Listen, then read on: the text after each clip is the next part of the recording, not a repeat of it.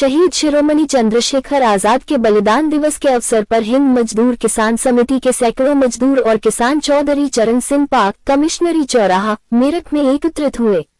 कार्यक्रम में उपस्थित लोगों ने क्रांतिकारी आजाद को श्रद्धांजलि अर्पित करते हुए उनके आदर्शों को अपनाने का संकल्प लिया। समिति के राष्ट्रीय अध्यक्ष क्रांति गुरु श्री चंद्र मोहन जी के संदेश को राष्ट्रीय उपाध्यक्ष ओम प्रकाश जी ने उपस्थित जनसमूह के बीच पढ़कर सुनाया।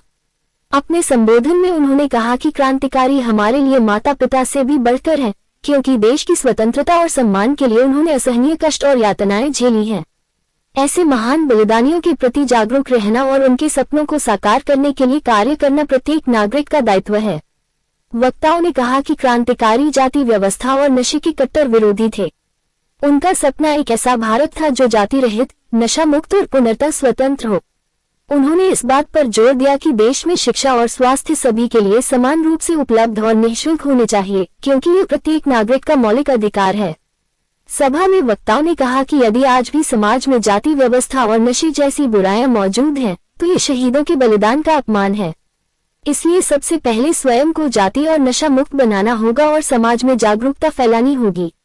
कार्यक्रम के अंत में समिति पदाधिकारियों ने कहा कि शहीद क्रांतिकारियों का सपना अभी अधूरा है।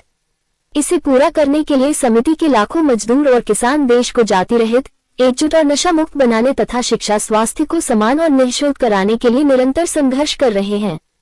कार्यक्रम में बड़ी संख्या में मजदूरों, किसानों और स्थानीय नागरिकों की उपस्थिति रही। हिंद मजदूर किसान समिति में मैं एक जिम्मेदारी के पद पे हूँ। क्या प्रोग्राम रखा गया है? आज शहीद शिरोमणि चंद्रशेखर आजाद जी के बलिदान दिवस पर उनकी याद में ये कार्यक्रम श्रद्धांजलि सभा का किया गया है।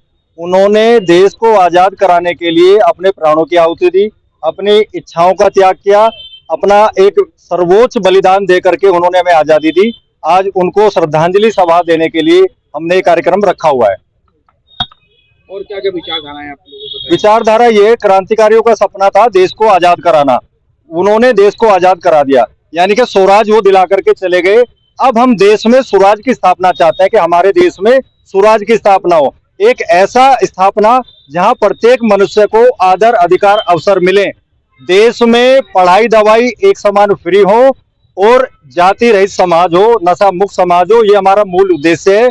उनके सपने को आगे लेकर के जाना और देश में गरीबी मिट जाए, सबको आदर, अधिकार, अवसर मिल जाए, यही हमारी कल्पना है और उसी पे हमारी हिंद मजदूर समिति दिन रात कार्य कर रही है। क्या कहना चाहेंगे आप लोगों से?